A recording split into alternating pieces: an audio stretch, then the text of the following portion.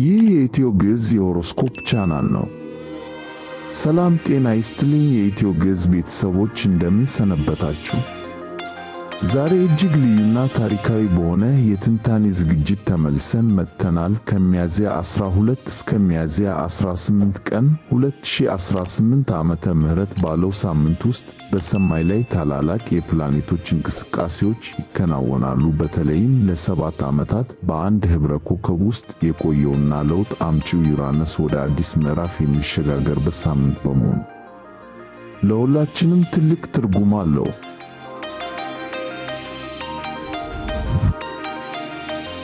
በዛሬው ዝግጅታችን ስለ ሊዮ፣ ቪርጎ፣ ሊብራ እና ስኮርፒዮ ኮከቦች በዝርዝር እንመለከታለን። ይህ ሳምንት በሙያችሁ፣ በዝናችሁ፣ በግንኙነታችሁ እና በውስጣዊ ስሜታችሁ ላይ ምን አይነት አብዮታዊ ለውጥ ይዞ ይመጣል?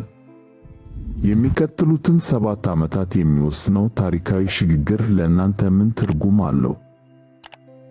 ለእነዚህ ጥያቄዎች ምላሽ ይዘን ቀርበናል። እስከ ዝግጅቱ ፍጻሜ ድረስ አብራችሁን ቆዩ። ለቻናሉ አዲስ የሆናችሁ ሰብስክራይብ በማድረግ የቤተሰባችን አባል እንድትሆኑ በአክብሮት እንጋብዛለን። አሁን ወደ መጀመሪያው ኮከብ ትንታኔ እንሸጋገር።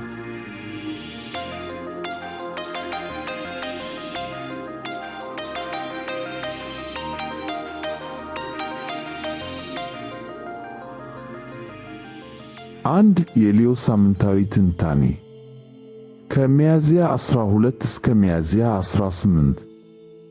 ሊዮ የሙያ ስኬት ፍንዳታ እና አዲሱ የማህበራዊ ሕይወት አብዮት። ለአንበሳ ኮከብ ተወላጆች እጅግ አስደሳች ዜና ይዘን መጥተናል። ከሚያዝያ 12 እስከ 18 ቀን 2018 ዓመተ ምህረት ባለው ሳምንት ውስጥ ሊዮዎች በሙያቸውና በዝናቸው ማማ ላይ የሚወጡበትን ትልቅ የኃይል ሽግግር እናያለን። ይህ ሳምንት የፕሮፌሽናል ንዝረት ሳምንት ነው። ዝናችሁ ይናገራል፣ በሮቹ ይከፈታሉ፣ ማህበራዊ ክበባችሁም ይዘምናል። ሳምንቱን ስትጀምሩ የተወሰነ እረፍት ብታደርጉ ይመከራል። ምክንያቱም ሐሙስ ሚያዝያ 15 ቀን በሙያችሁ ላይ ትልቅ ንዝረት ይፈጠራል። የፍቅርና የውበት ፕላኔት ቬነስ ከታላቁ ለውጥ አምጪ ዩራነስ ጋር በ10ኛው ቤታችሁ ማለትም በሙያ በዝናና በሕዝብ ተቀባይነት ቤት ውስጥ ይገናኛል። ይህ ለ7 ዓመታት ሲካሄድ የነበረው ግንኙነት የመጨረሻው ነው።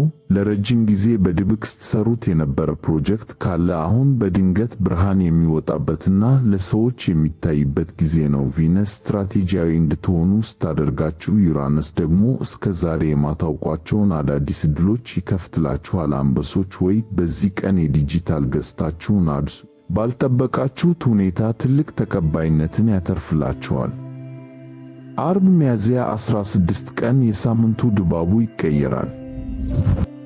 ቬነስ ከከባዱ የሙያ ቤት ወጥታ ወደ 11ኛው ቤት ትገባለች። ይህ ውደት ትኩረቱ ደስታ እና መዝናናት ላይ ነው። በዚህ ወቅት ለሥራ ብቻ ሳይሆን ለራሳችሁ ደስታ ስትሉ የምታደርጓቸው ነገሮች ትልቅ እርካታ ይሰጧችኋል። ላላገባችሁ ሊዮዎች በዚህ ወቅት ከአንድ ሰው ጋር ያላችሁ ጓደኝነት ወደ ፍቅር ሊያድግ ይችላል። በተለይም በአስተሳሰቡ እና በአእምሮ ጎልቶ የሚታይ ሰው ይስባችኋል። በትዳር ውስጥ ያላችሁ ደግሞ ከባልደረባችሁ ጋር ብቻችሁን ከመሆን ይልቅ ከጓደኞቻችሁ ጋር በመሆን የጋራ መዝናኛዎችን ብታዘጋጁ ፍቅራችሁ ይበልጥ ይደምቃል። ቅዳሜ ሚያዝያ 17 ቀን ለሚቀጥሉት 9 ዓመታት ሕይወታችሁን የሚቀይር አዲስ አሰራር ይጫንላችኋል። ዩራነስ ወደ ጀሚኒ እና ወደ 11ኛው ቤታችሁ ማለትም የማህበረሰብ እና የቴክኖሎጂ ቤት ይገባል። ሊዮዎች ወይ በሚቀጥሉት ዓመታት ማህበራዊ ሕይወታችሁ እጅግ ንቁና አስደሳች ይሆናል። ለየት ያለ አስተሳሰብ ያላቸው ሰዎች እና የዓለምን እይታ የሚቀይሩ ግለሰቦች ወደ ሕይወት። ተጠራጣሪዎችን አትስሙ። የእናንተን ራዕይ የሚረዱ ሰዎችን ብቻ አድምጡ። ውድ ሊዮዎች ይህ ሳምንት ከቢሮ እስከ ሰፈር እና ማህበረሰብ ዝናችሁ የሚገኝበት ልዩ ቀን ነው። በስራችሁ ላይ ድፍረት የታከለበት ጥያቄ አቅርቡ። ዲጂታል ገጽታችሁን አድሱ። እንዲሁም ከአርብ ጀምሮ ለደስታና ለመዝናናት ጊዜ ስጡ። አንበሶች ወይ እናንተ የፀሐይ ልጆች ናችሁ። ብርሃናችሁን ለማንም አታጥፉ። ይህ የኢትዮ ግዕዝ የሆሮስኮፕ ቻናል ነው። የተሻሉ የሆሮስኮፕ ትንታኔዎችን ወደ እናንተ ለማድረስ ያግዘን ዘንድ ቻናሉን ሰብስክራይብ፣ ላይክ እና ሼር ያድርጉ።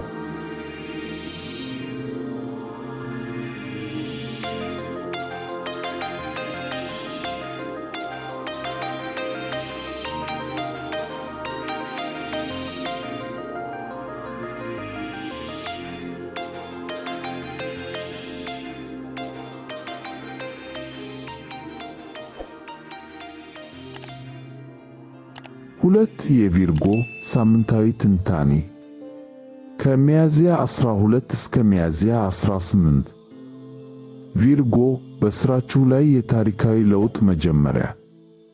ዛሬ ለቪርጎ ኮከብ ተወላጆች እጅግ ወሳኝ የሆነ ሳምንታዊ ትንታኔ ይዘንላችሁ ቀርበናል። በዚህ ሳምንት ቪርጎዎች ካሰቡት በላይ የሆነ የለውጥ ማዕበል ውስጥ ይገባሉ። ቪርጎዎች ሆይ ይህ ሳምንት ያልተጠበቀ ነገር የሚከሰትበት ሳምንት ነው። ለ7 ዓመታት በጉዞና በእውቀት ቤታችሁ ላይ የነበረው ዩራነስ አሁን ወደ ማያ ቤታችሁ ሊሻገር በዝግጅት ላይ ነው። ሳምንቱን ስትጀምሩ የዕለት ተዕለት ተግባራችሁን በቶሎ አጠናቅቁ፣ ምክንያቱም ሐሙስ ሚያዝያ 15 ቀን ታላቅ መነቃቃት ይፈጠራል። የፍቅርና የውበት ፕላኔት ቬነስ ከለውጥ አምጪው ዩራነስ ጋር በ9ኛው ቤቶ ማለትም በጉዞ በፍልስፍናና በአመለካከት አድማስ ቤት ውስጥ ይገናኛሉ። በዚህ ቀን ያልተጠበቀ የጉዞ ግብዣ ሊመጣላችሁ ይችላል። ነገር ግን ቪርጎዎች ሆይ አንድ ትልቅ ማስጠንቀቂያ አለባችሁ። በዚህ ቀን እውነትን የመናገር ስሜታችሁ በጣም ይጨምራል። ለረጅም ጊዜ አፍኖ የቆዩት ስሜት በድንገት ከአፋችሁ ሊወጣ ይችላል። ይህ እውነትን መናገር እፎይታ ቢሰጣችሁም ካወራችሁ በኋላ የሚመጣውን መረበሽ ለማስተካከል ሊከብዳችሁ ይችላል። አርብ ሚያዝያ 16 ቀን ቬነስ ወደ 10ኛው ቤት ማለትም ወደ ሙያ እና የዝና ቤት ትገባለች። በዚህ ወቅት በሙያችሁ ላይ የምታሳዩት ብቃት ሰዎችን ይስባል። ነገር ግን በሥራ ቦታም ሆነ በግል ሕይወት የሚመጡ አዳዲስ ግንኙነቶችን በጥንቃቄ መመርመር ይኖርባችኋል። ሰዎች ከሚናገሩት ቆንጆ ቃላት ይልቅ ተግባራቸውን ተመልከቱ። በተለይም በፍቅር ሕይወት ረገድ አንድ ሰው ስለወደፊት ተስፋዎችን ሊሰጣችሁ ይችላል፣ ነገር ግን በተግባር ምን እያደረገ ነው የሚለውን መመዘን አለባችሁ። ቅዳሜ ሚያዝያ 17 ቀን ለቪርጎዎች በታሪክ የማይረሳ ትልቅ ሽግግር ይጀምራል። ለውጥ አምጪው ዩራነስ ወደ 10ኛው ቤታችሁ ማለትም ወደ ሥራ ቤት ይገባል። ይህ ፕላኔት ቀስ በቀስ የሚባል ነገር አያውቅም። ለውጡ ድንገተኛና ስር ነቀል ነው። ባለፉት ዓመታት ስለ ሙያዊ ስኬት የነበራችሁ አመለካከት ሙሉ በሙሉ ሊቀየር ይችላል። በዚህ ወቅት ያልጠበቃችኋቸው ሰዎች አጋጥሟችሁ ይችላሉ። የማይቻል ይመስሉ የነበሩ የፈጠራ ሥራዎች አሁን እውን ይሆናሉ። ሥራችሁን በእውነት የምትወዱት ከሆነ ይህ ሽግግር ሥራችሁን ወደ ላቀ ደረጃ እንድታሳድጉ ይረዳችኋል። ውድ ቪርጎዎች፣ ይህ ሳምንት በሕይወታችሁ ካርታ ላይ አዲስ አቅጣጫ የሚቀይስበት ነው። ለአዳዲስ ዕድሎች ክፍት ሁኑ፣ ቃላችሁን መጥኑ፣ እንዲሁም ከአርብ ጀምሮ ሰዎችን በተግባራቸው ብቻ መዝኗቸው። ቪርጎዎች ሆይ እናንተ የሥርዓትና የጥራት ሰዎች ናችሁ። ለውጡን በብልሃት አስተናግዱ።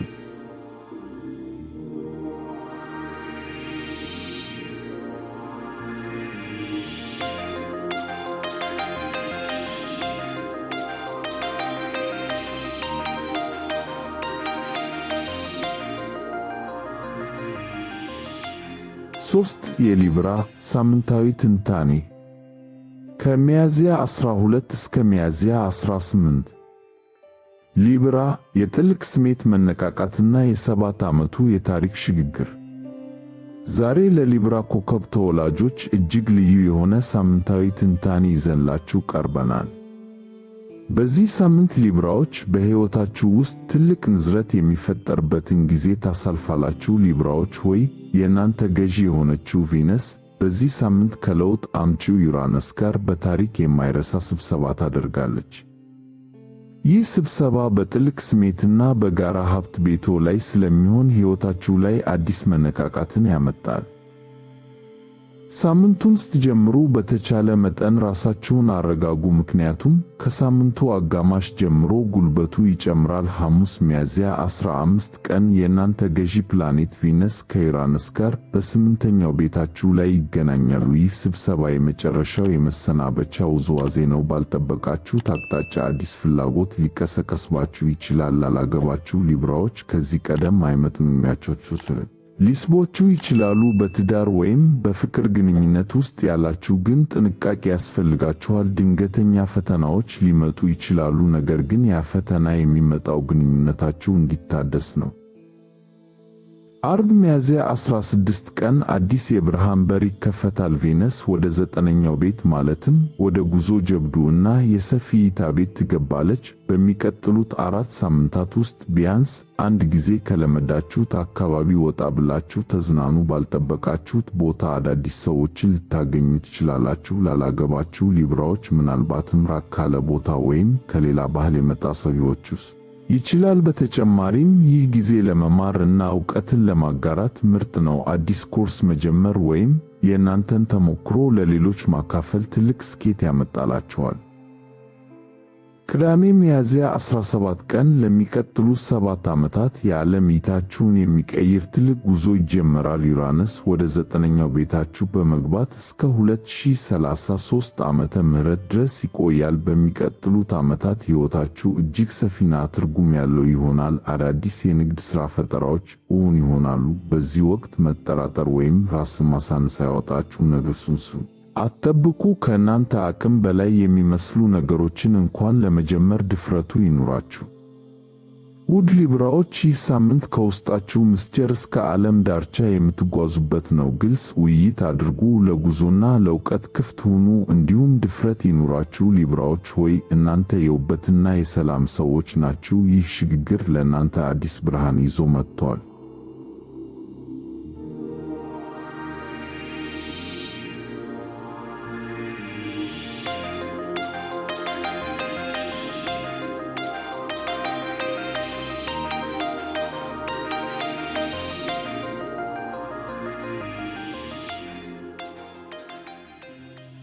አራት የስኮርፒዮ ሳምንታዊ ትንታኔ ከሚያዝያ 12 እስከ ሚያዝያ 18።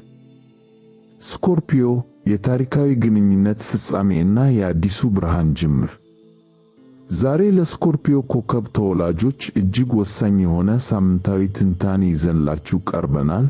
በዚህ ሳምንት ስኮርፒዮዎች በግንኙነታቸው ላይ ያልተጠበቀ ለውጥ ያስተናግዳሉ። ስኮርፒዮዎች ሆይ፣ ለ7 ዓመታት በግንኙነት ቤታችሁ ላይ የቆየው ዩራነስ አሁን የመጨረሻውን ስንብት ሊያደርግ ነው። ይህ ሳምንት እውነትን የምታወጡበትና ወደ አዲስ ምዕራፍ የምትሸጋገሩበት የታሪክ መገንጠያ ነው።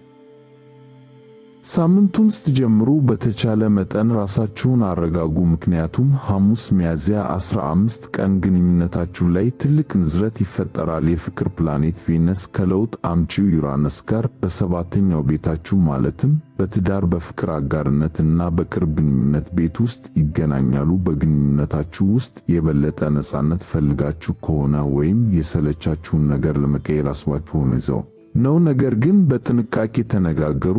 በዚህ ቀን የሚጀመሩ ንግግሮች ማንም ያልጠበቀውን እውነት አውጥተው ሊዘረግፉ ይችላሉ። ጠንካራ ግንኙነቶች በዚህ ፈተና ውስጥ ይታደሳሉ፣ ነገር ግን በውሸት የታሰሩ ግንኙነቶች ሊበጠሱ ይችላሉ። አርብ ሚያዝያ 16 ቀን የሳምንቱ ጉልበት ይበልጥ ይጋላል። ቬነስ ወደ 8ኛው ቤታችሁ ትገባለች።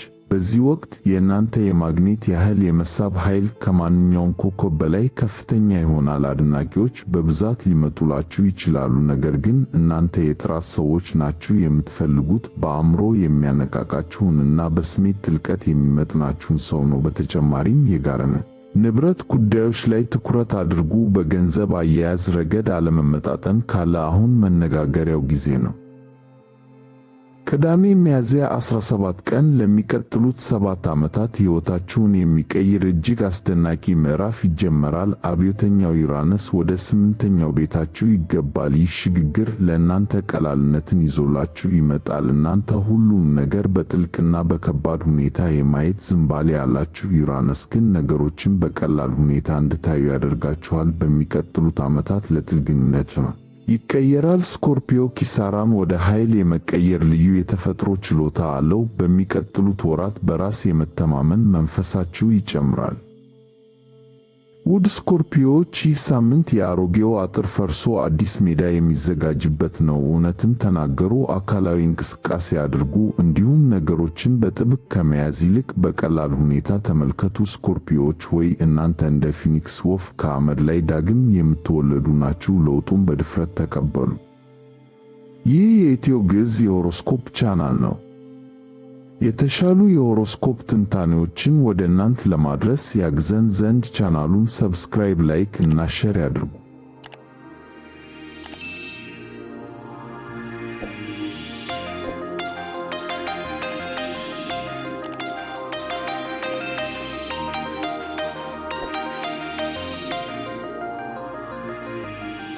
የተከበራችሁ የኢትዮ ግዕዝ ቤተሰቦች፣ የዘንድሮ የ2018 ዓመተ ምህረት በሚያዝያ ወር የሚከሰተው የዩራነስ ሽግግር ለሁላችንም አዲስ የሕይወት ምዕራፍ የሚከፍት ነው። ሊዮዎች በሙያ ስኬት፣ ቪርጎዎች በሥራ አቅጣጫ ለውጥ፣ ሊብራዎች በጥልቅ ስሜት መነቃቃት፣ እንዲሁም ስኮርፒዮዎች በግንኙነት አብዮት ላይ ትልቅ ለውጥ ያካሂዳሉ። የከዋክብት ጉዞ ሁልጊዜም ለተሻለ ማንነት መንገድ ይጠቁመናል። ዋናው ነገር እነዚህን የኃይል ሽግግሮች በንቃትና በዝግጁነት መቀበል ነው። የዛሬው ዝግጅታችን ይህንን ይመስል ነበር። ትንታኔውን ከወደዳችሁት ላይክ በማድረግ አበረታቱን፣ ለወዳጅ ዘመዶቻችሁም አጋሩት። በሌላ ዝግጅት በድጋሚ እስክንገናኝ ድረስ ሕይወታችሁ በሰላም በጤናና በፍቅር የተሞላ ይሁን። ቸር ሰንብቱ።